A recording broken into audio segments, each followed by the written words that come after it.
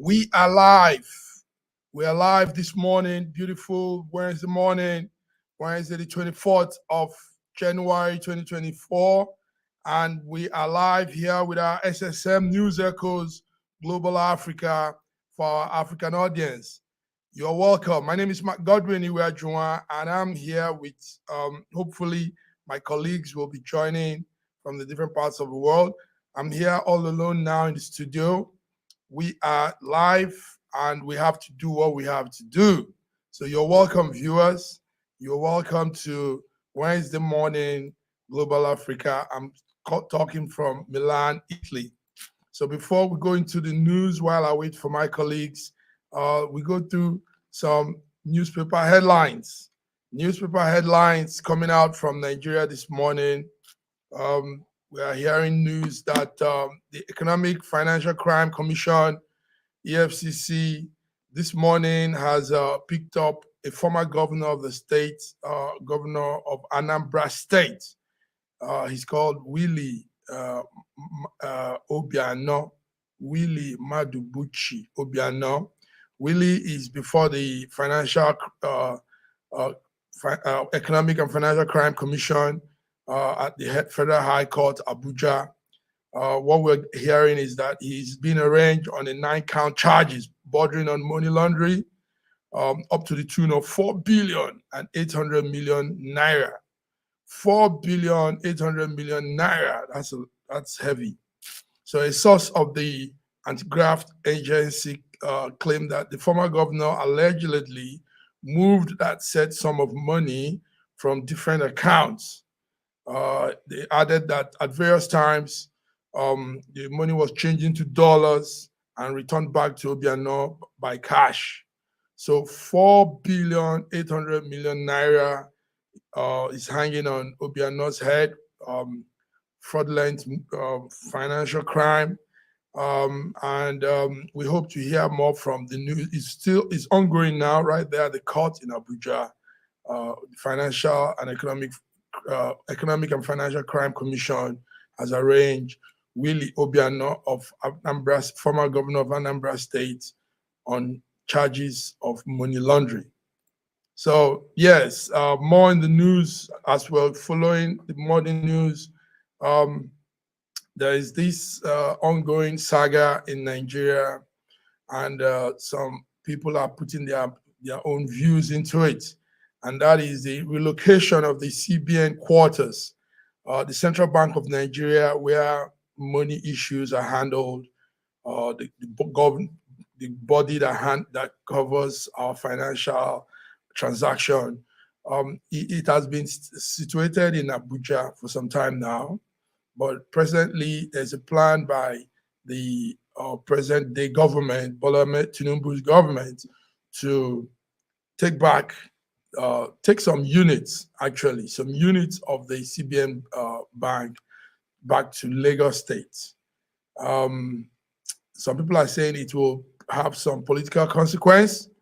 Others are saying it's good so that activities are not clustered and jammed into one place.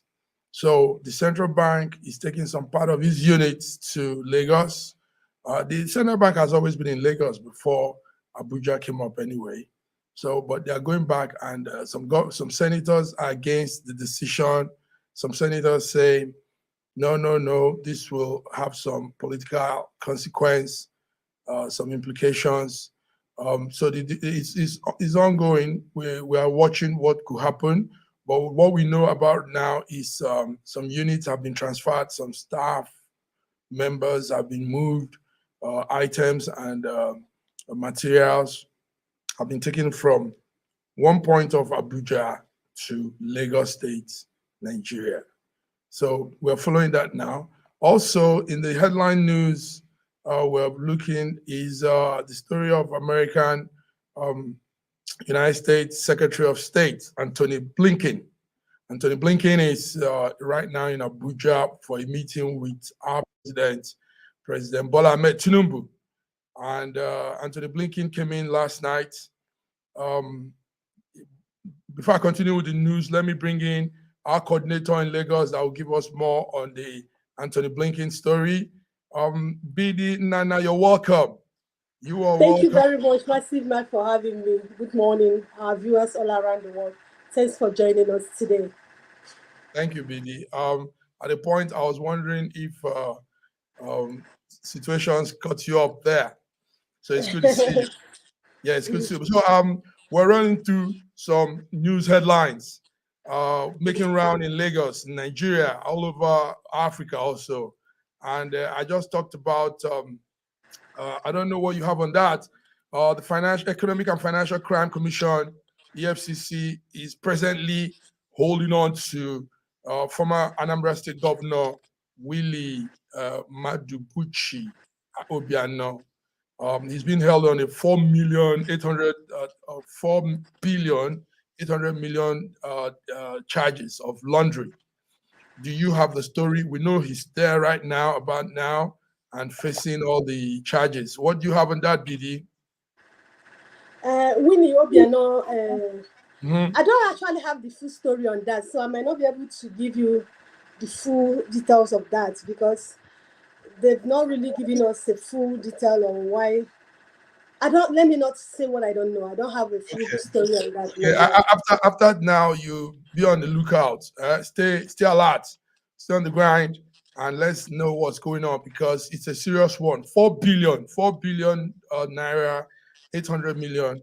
The charges are that he converted them into dollars, returned them into cash, and put in his accounts, different accounts. So, and this is while he was governor of the state. So that's a serious one for him anyway. Also, maybe you can give us an update on this. Location of Central Bank of Nigeria, some units, some arms of the central bank is being relocated back to Lagos. And but some senators are complaining. Some senators say it will have some political consequence. What do you have on that, BD? Are you full? You see, what is happening actually in Nigeria now is what I call it's always been there, but we kind of pretend as if we don't know. You know, Okay. what this thing shows you now. I'm a Nigerian. I'm based in Lagos. Mm-hmm. Human beings naturally are selfish. Do you understand? If I want to speak in the area of being a selfish human being, I'll tell you, oh, I like it because it's going to bring money or development in Lagos State. But that's not what we want as a Nigerian. What that shows is that we have never had one Nigeria in Nigeria. That's what that speaks. There's nothing like one Nigeria because you find out what is happening in Nigeria is that anybody that has an opportunity in Nigeria to lead in whatever level they are leading, they tend to focus on their tribe, their ethnicity, and their religion. And you tell us we are one Nigeria. There's nothing one about us. Do you understand? If you look at our attitude, our behavior towards the entity called Nigeria, you cannot see anything one about us. So the thing is this: the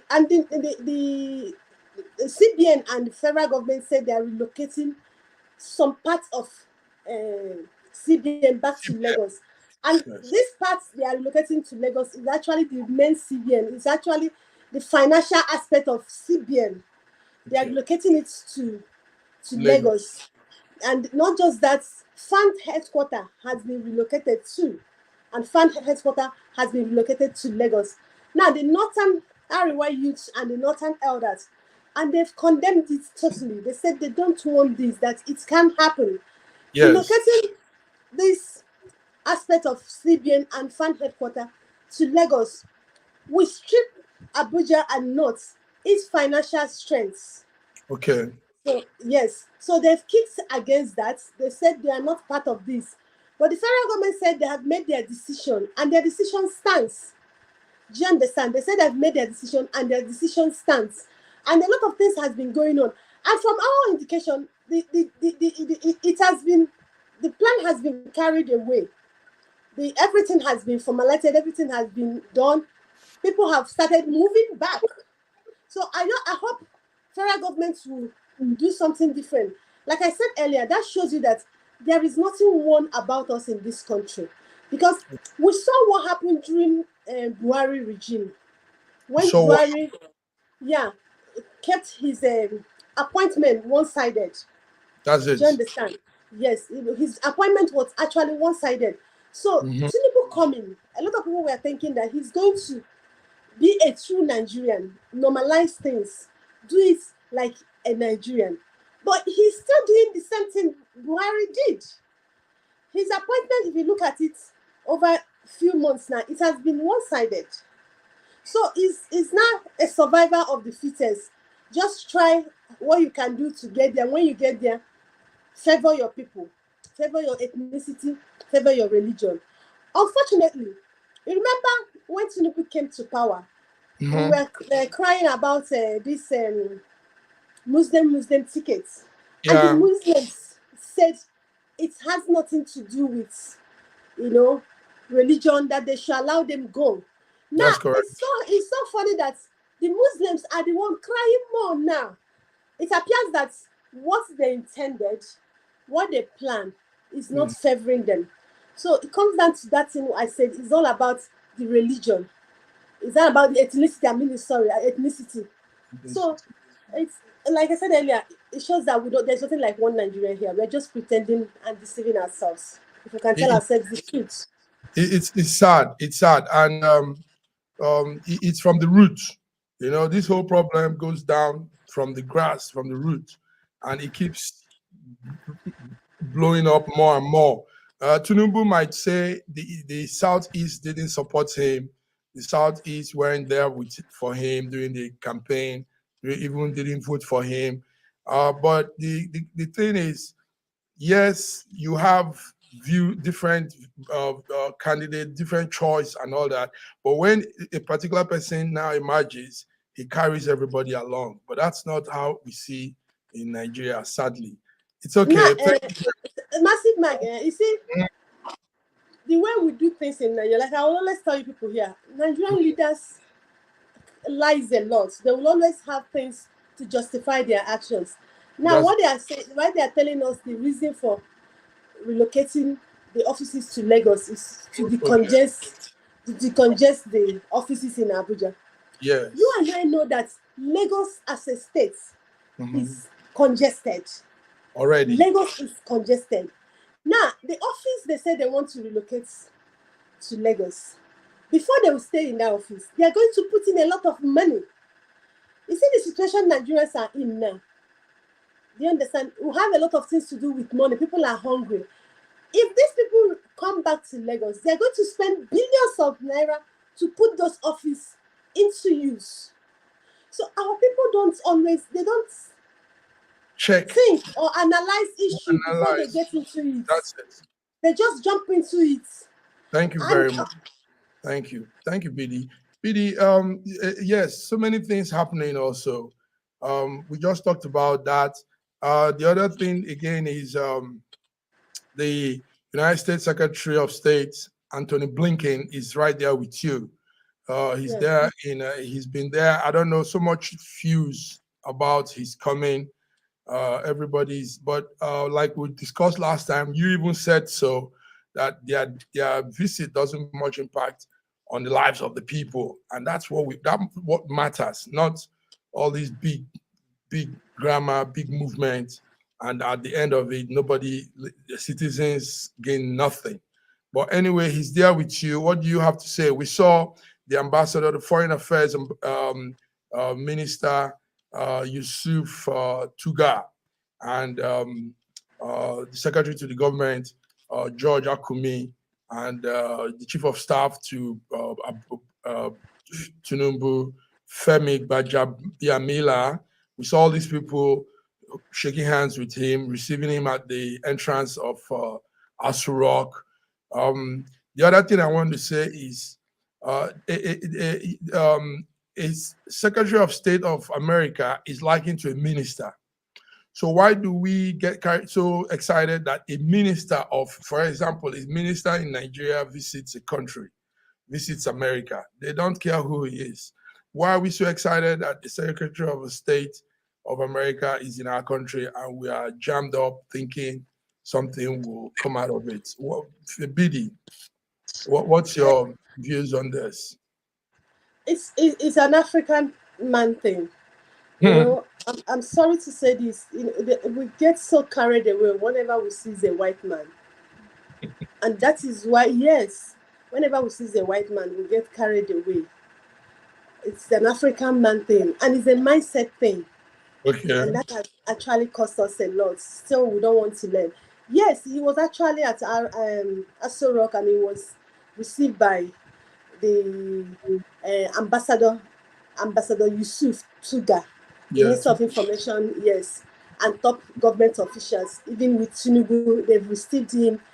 He said he's here to strengthen the relationship between African and USA. And That's like you right. said earlier, their major focus in this visit is in area of climate, food, health, and security. That's Okay. what he said. And this is based on the agreement they had with Africa in 2022 summit that was held. So that is, it was after the outcome of that summit that is bringing him to Nigeria. Like you said, this is just a minister. And a minister and a whole continent. I don't know, a minister and the whole continent. I don't know what we're going to benefit from that. I don't know the outcome of this trip. Because he will go back home, and some people might even kick against some of the other members of his cabinet might kick against their decision. We know this very fierce opposition between those when they come up with an idea. These ones kick against it. Anyway, yes, Blinken is in Nigeria. He's expected to hold bilateral meeting with President Tinubu. And like you said, he has come to talk on some key issues bordering on climate, food, and all that. From there, he'll be touring Cape Verde, Ivory Coast, Nigeria, Angola, and some other countries. And he has said that all he's doing around Africa is for regional security, conflict prevention, democracy promotion, and trade. So let's see how that works out for us, BD. Thank you very much. I just pray so that it works out for us. And like I said earlier, I said the other day, Nigerians, Africans should be, business mind driven. Because these people, over the years they've been dealing with us, they have been business minded driven. Africans should learn not to settle for less. And they should stop looking at now in whatever dialogue they have with them. They should look at the future. They should project into 20, 30, 50 years. But the problem Africans have is that they always look at their present situation to dialogue. And when you look at your present situation to dialogue, you will not get the best out of that dialogue. Thank you. That's a good one. Yes, you will not get the best. Looking at the future. Yes, BD, let's go into something that stirred up my emotions when I saw it. I don't know if you're following that. Right there in Abuja, primary school teachers are protesting for non-payment of their salary. And they've been on strike for over a week now, like the information said. And no concrete response has been given to them. No, they've just been there sitting in the sun, holding placards. I think we have a picture of that. They've just been there holding placards, protesting. No response. These protesting teachers accuse the the FCT area council of poor attention to their welfare. They are protesting for non-payment of their salary, promotion arrears, new minimum wage arrears since 2019 that was announced to them. None of this has been received. Nobody is responding to them. And these are the people that make up the fabric of our country, teachers. How come we have this group of people and nobody cares about them? And like you said, billions will be used to renovate a project that doesn't really make sense. Billions will be used to buy house and renovate houses for senators and all that. Billions will be used to build house for the vice president, Shetima, and also buy vehicles for all these ministers and their wives. But nobody is looking at these poor teachers that affect the life of our country. BD. What do you know Yeah, about? I've been following the news.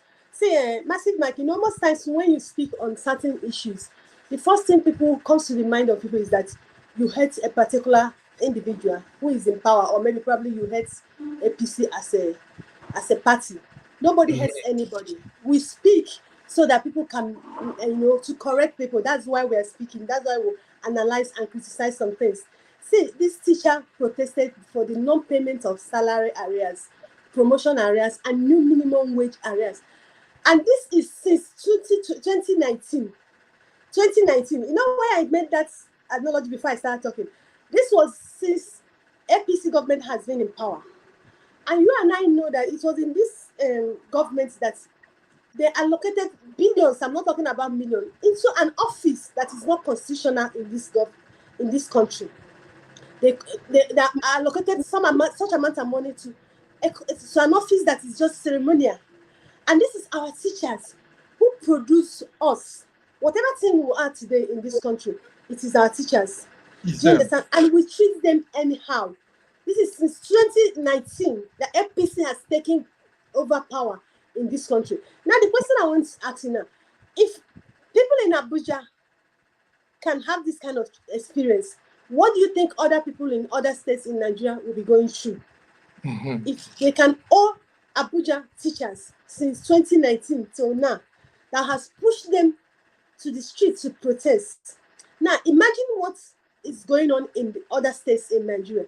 This is Mm. just the Nigerian situation. This is what an average Nigerian is going through. Going But the to. thing is this, most people wouldn't know how to come out to speak. Another thing is that even if when you want to speak, you have a lot and millions of people shutting you down, silencing you. The thing is that even the APC governments, they don't care. This thing doesn't get to them. They do what they want to do, and they come up with their propaganda. And unfortunately, Nigerians would believe in it. Just hold on. They've not given a speech on this. They are coming out to give a speech on this. And all their speech is there towards exonerating them. They are It's, not always they are not always accountable. They are not ready to, say, oh, we've US, made a mistake. We are yes. sorry. We are going to do it right this time around. They are not.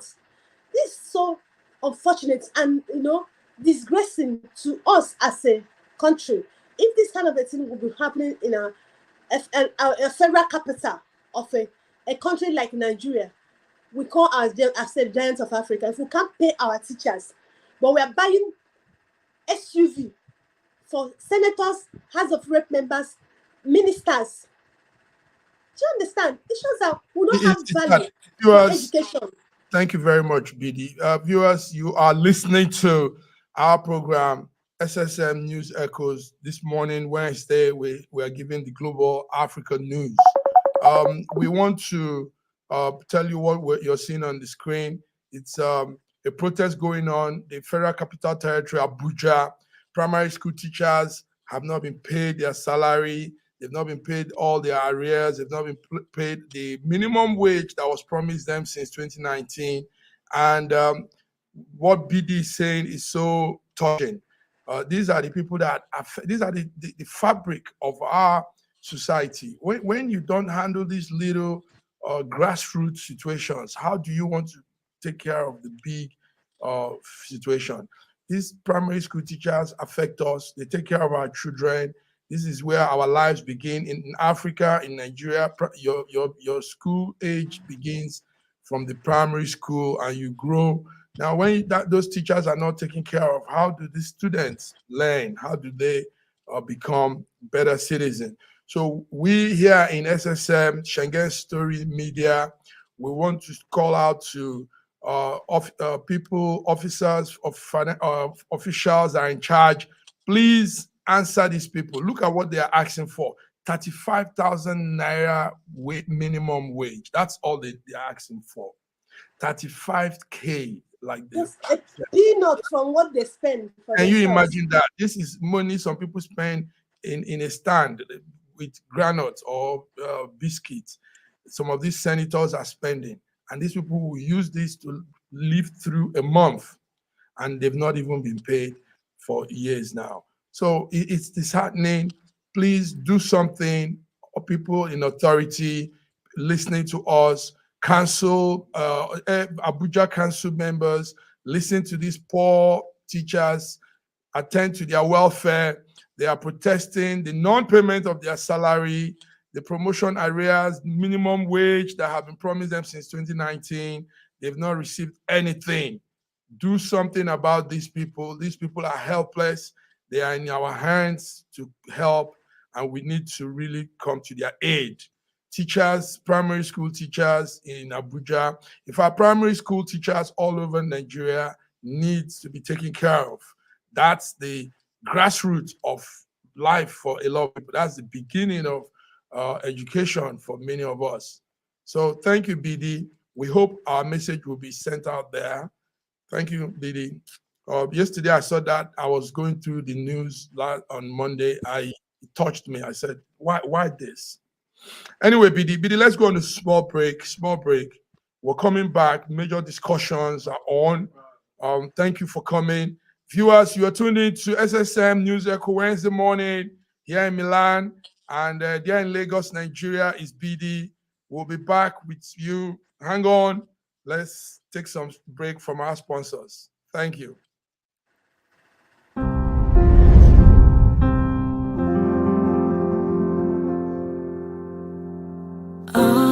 Arise, oh, compatriots, Nigeria's call, obey, to serve our fatherland with love and strength and faith.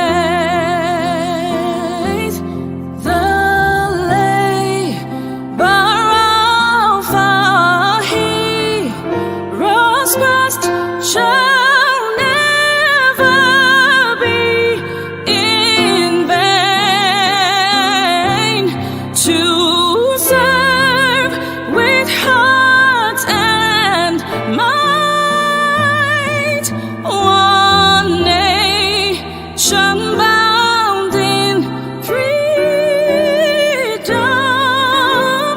peace and unity.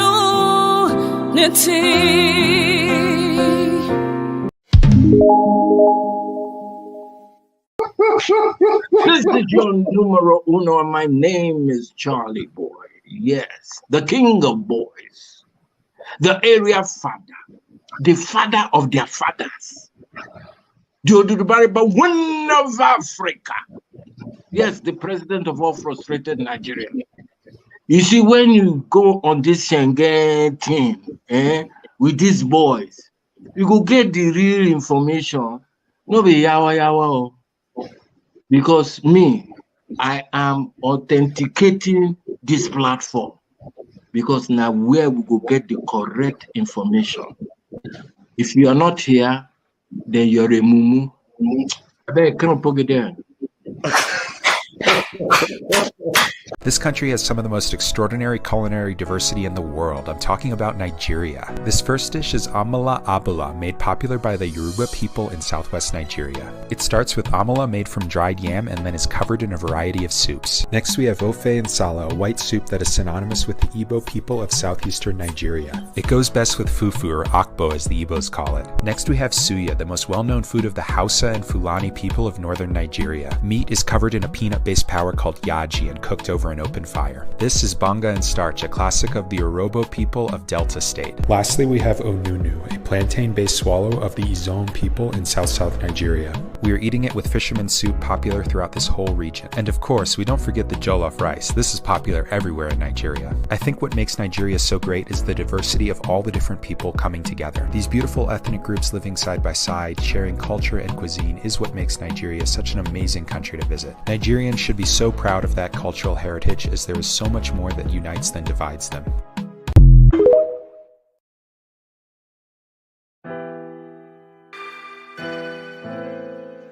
Schengen Story magazine is an African international bi-monthly magazine based in Milan, Italy, and founded in 2016. The publication focuses on personalities, fashion, style, entrepreneurship, and culture for Africans. Though articles on food, movies, fitness, music, travel, sports, technology, and books are also featured. Our lives full of best stories. A lot can happen in a month. Expand your mind, change your world. Get Schengen Story magazine's full editions, celebrating Africans make an impact. Read better, the inside story. Your fashion magazine for a better lifestyle, inspiring stories for you. Your monthly dose of entertainment, a better mind keeping you updated. Hashtag Schengen Story Magazine. Get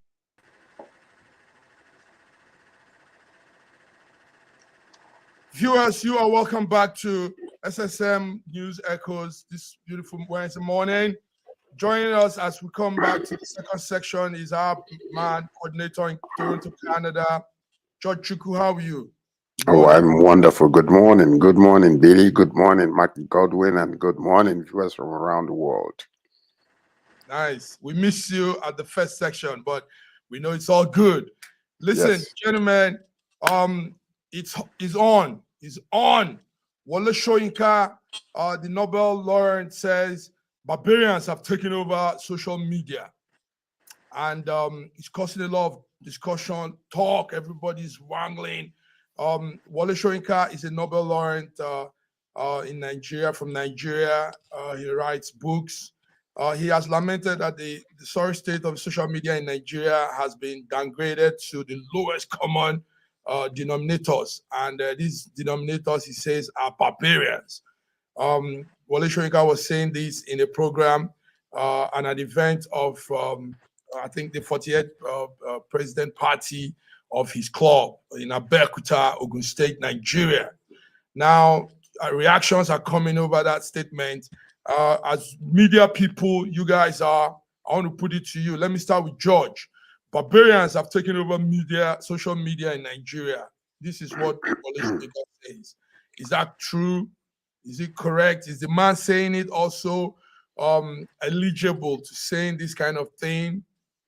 Bearing the fact Well, that we know it's who very, he is. very unfortunate that Wole Soyinka used to be a man that I respected highly. But as the older he gets, the more deplorable he becomes, that I don't even pay attention to what he says. This is a man who went many years ago to hijack a radio station during an election and have done so many things that if you begin to count it, it's uncountable. Now, he's come to the point in his life where when we are supposed to be listening to every single thing that he said because of his experiences, we couldn't even be able to do that anymore because he's sold his soul, number one, tribally, something that a man of that stature should be speaking against. He is indirectly supporting, and not up until today did he make any comment whatsoever about many issues that I was expecting somebody of his nature and caliber to say, but he never mentioned any of them. So you know what? I really don't want to waste my energy on him because maybe too much whatever Google is disturbing his head. I'm sorry, I can't discuss him now. Anyway, what he said affected a lot of people, and a lot of people also reacted. BD, Yeah. considering the fact that social media it has really come to help us somehow. Now we get real-time information. 2, things that were hidden before comes to the fore. 3, people are able to assess things. And there's an awakening in the minds and the lives of many people because of social media. Information's flow. Now, if they now say, and we know, yes, there could be negative side to it, but when you generalize and say social media is full of barbarians, how do you see that, BD? And you know who the barbarians are? Massive Mike, is it the problem we have in Nigeria? I always say is that we are very, very hypocritical as people. If barbarians have taken over Nigerian social media, Wole Soyinka is the first barbarian because he started it all.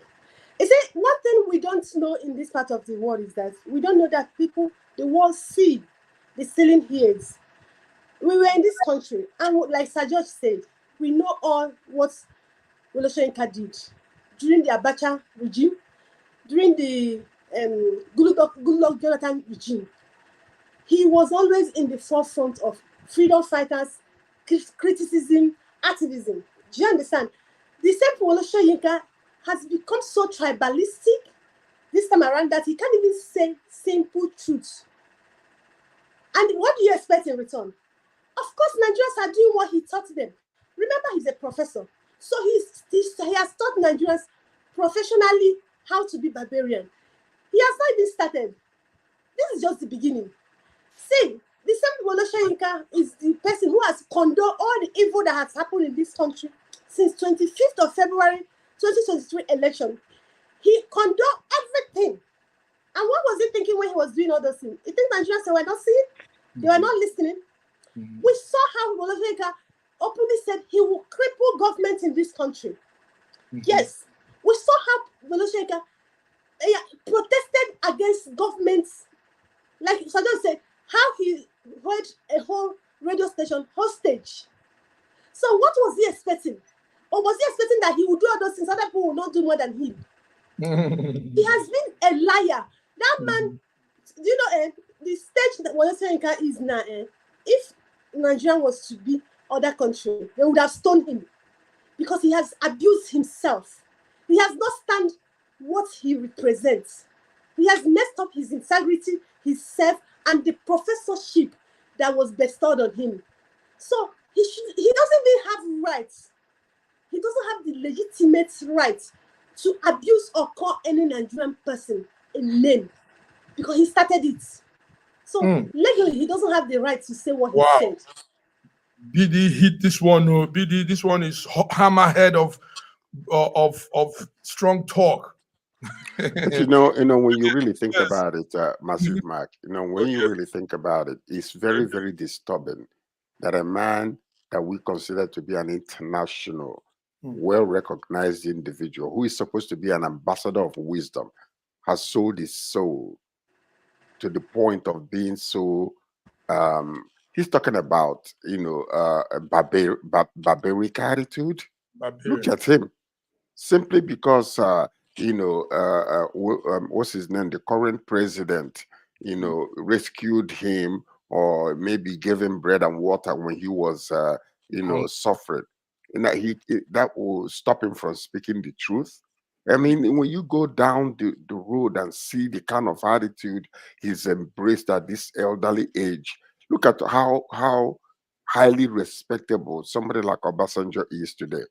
Obasanjo does not fear anybody. He speaks the truth like he's supposed to be, and he stays right in the middle. Whether he's a Yoruba or whatever, it doesn't really matter. But this individual, I've lost complete and absolute respect for him. I met him here in Toronto when he came here, a while ago. That was when I had respect for him because he was well balanced. But right now, I think he's lost his bunkers. He doesn't have it anymore, unfortunately. No respect. If you're hearing us, this is what we have said from our network here, that you do not have the right to call anybody barbarian. You have not exhibited, you've not displayed better character even. You've not said truth to matters. So, in fact, we say that you are probably the head of the barbarians, if there are barbarians. Right. We said that, and I support it. Thank you very much, gentlemen. Let's move on. Please, I like us to finish what we have here. Yesterday, there was two sides to the discussion. Some people said they've arrested the Métis president. Some people said they've not arrested the Métis president. Before we come into the Métis thing, BD, why is Nigerian press, why is Nigerian media, why are they not stable? Why do they fabricate news? Why our news not stable? Why do we have two news at the same time? They've arrested this man. They've not. We see that happening in most cases. BD, can you help us? Why do we have that situation in Nigerian media space? It's the government. In Nigeria, the real people that control news in Nigeria is the government. Yes, we have NBC and we have NAN. If you're a media person, you are expected that you get your news from these people now. They will write and syndicate. And what are they writing? They're writing what government wants. Do you understand? So most times, if you want to get real news in Nigeria, go to locals. Those people who are not dependent on NAN or NBC or NCA. Those people names I called now, they are government's own establishments. Government pay them and government controls them. Nigerian governments will hold a meeting and they'll tell the medias, this is where you should be reporting your news. This is where you should be reporting your news. You all were here during the Buhari administration. That press conference was held in Kano. My colleague were there and they told them how to report Boko Haram and kidnapping in the north. And that was when they came to tell us that Boko Haram has been defeated. Yeah, that was out of the meeting the Nigerian government had with the media. So Nigerian media are really handicapped. I feel for everybody who is practicing journalism and want to be professional in Nigeria. It's not easy. If you want to do the news the way you were taught in school and the way you know, you have issue with Nigerian government. It's a Nigerian government controls the news. Thank you very much. Okay, BD, this is a very good thing you've just done. And I'm happy a lot of people are hearing you say this. So we have that confusion in our news space. This news will come, another one will come. Everybody, you'll be caught in the middle and wonder what is happening. And now BD has put that to light. The Nigerian media space has two factions, those that are sponsored by the federal government and the local news providers. But it's sad that our government will keep lying over little things, some things that they shouldn't even lie about. George, how do you see this? I mean, why can't we have stable news? I mean, what's there if something happens and they say it as it is? What's the consequence of saying it as it is? Because in the past, they used to be able to control everything. Mhm. People did not have the ability or the technological know-how to come out and say things like they are supposed to be. So Okay. number one is the news will come out, people will narrate what they have seen, Same. and the government will muscle the media to say what the government wants them to say. So in every case, you have the left and the right, and then until you come to the middle, that's when you can find the truth. That is the reason, because everything is being controlled and people are afraid. People are afraid to come out and tell it like it's supposed to be, rather than being responsible for the news that you have. You are afraid of your life, you are afraid of everything. So that's what you see today in Nigeria regarding the news. That's why you get the left, and then all of a sudden you get the right. And then at the end of the day, you come to the middle and find the truth. It's very unfortunate. Well, it's hard to come to the middle because days fly. That thing has happened and it's forgotten. And that's the reason why they do it.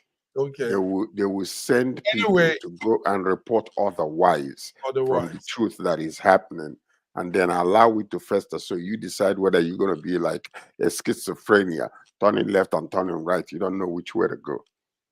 Thank you very much, George. Anyway, for you guys, yesterday there was a report that one Bello Badojo, the president of the Meaiti Allah organization, is in the custody of DSS. And a minute later, another came said, no. DSS said, no, they don't have him in their custody. But the storyline is that this president of Meaiti, the Meaiti Allah is a cattle. The cattle organization of Nigeria.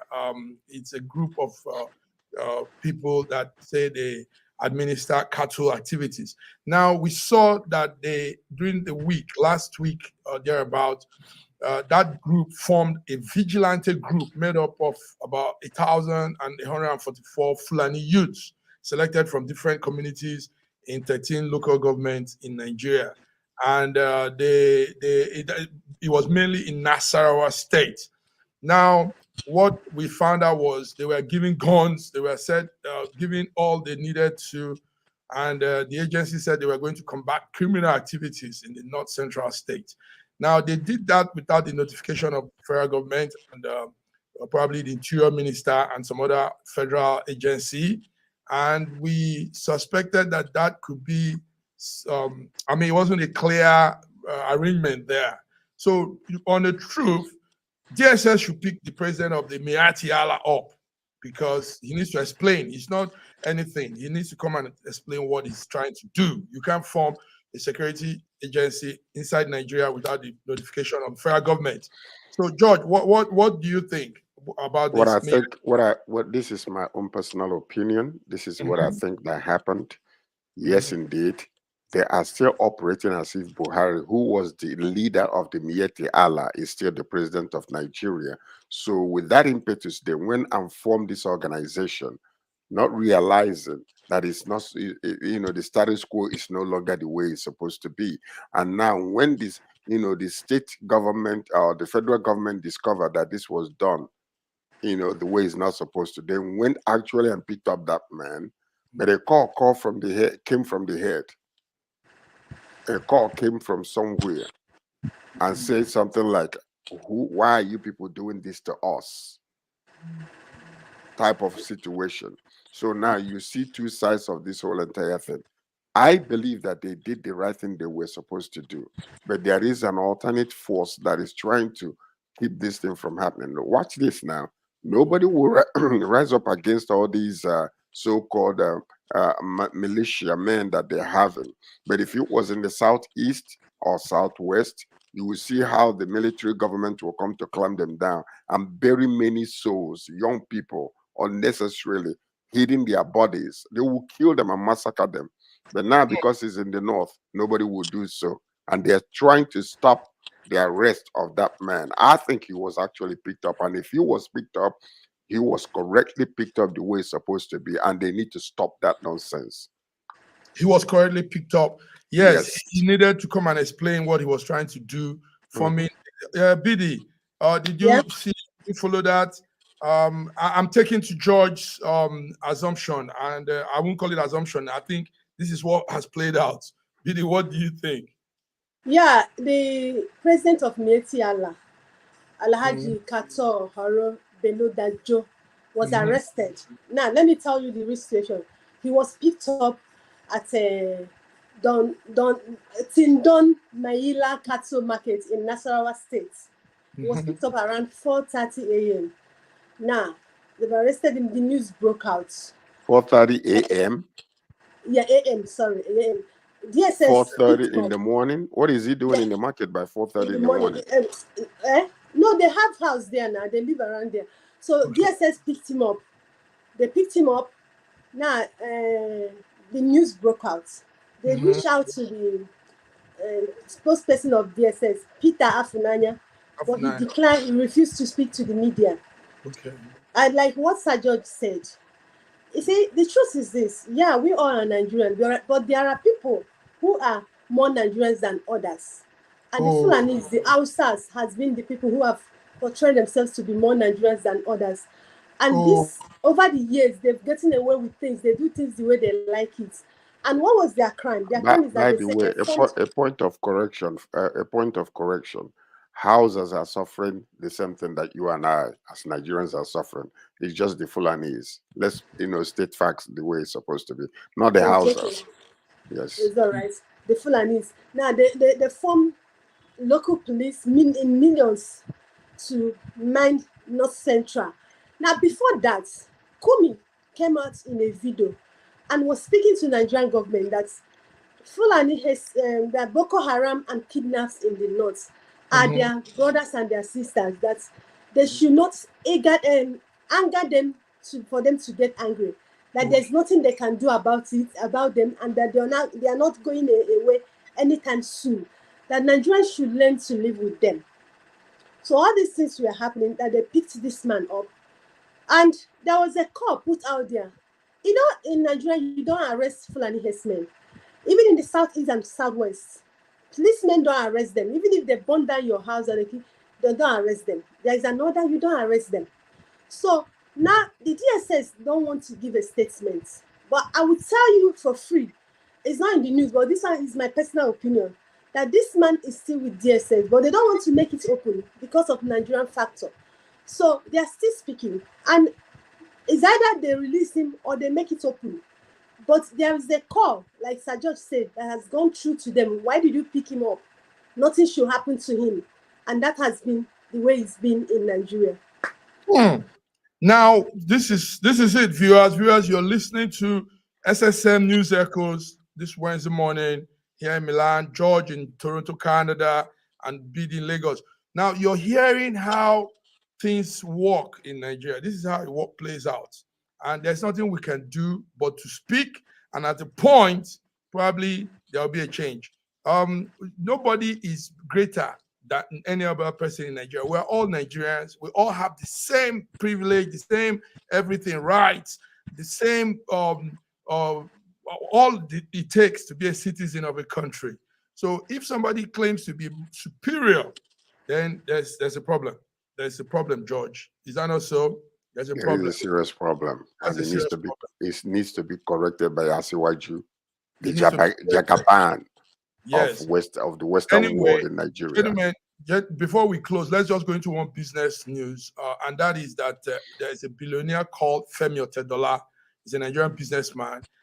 He came in yesterday. He was with Dangote Cement yesterday, and the owner of Dangote Cement, Alhaji Dangote, and he has added a very big chunk of his own wealth into the shares of Dangote business.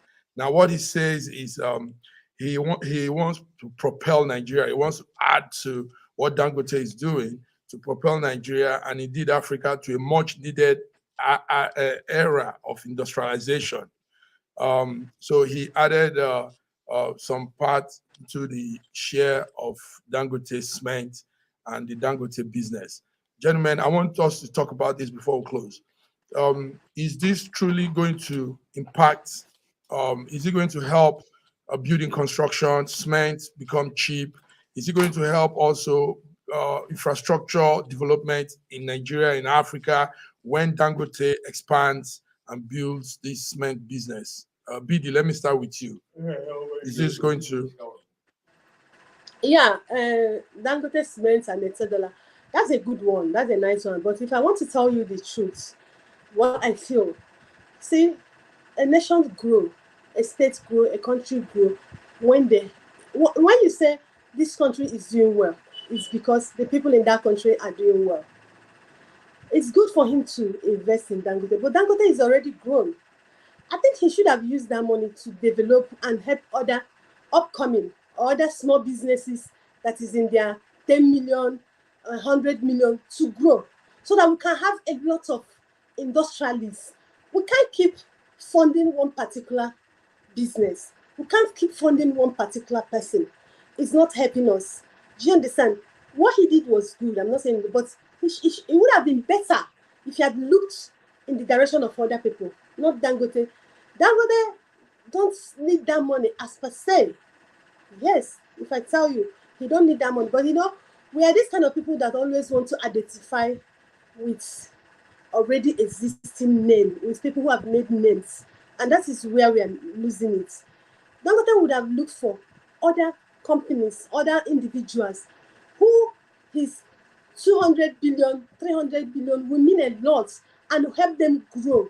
He said he wants to industrialize Africa. You industrializing Africa is not just with one person.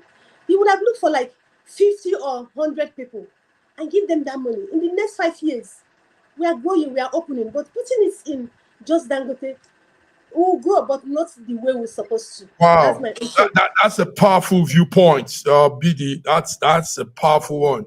You just took it to the other way. George, what do you have to say?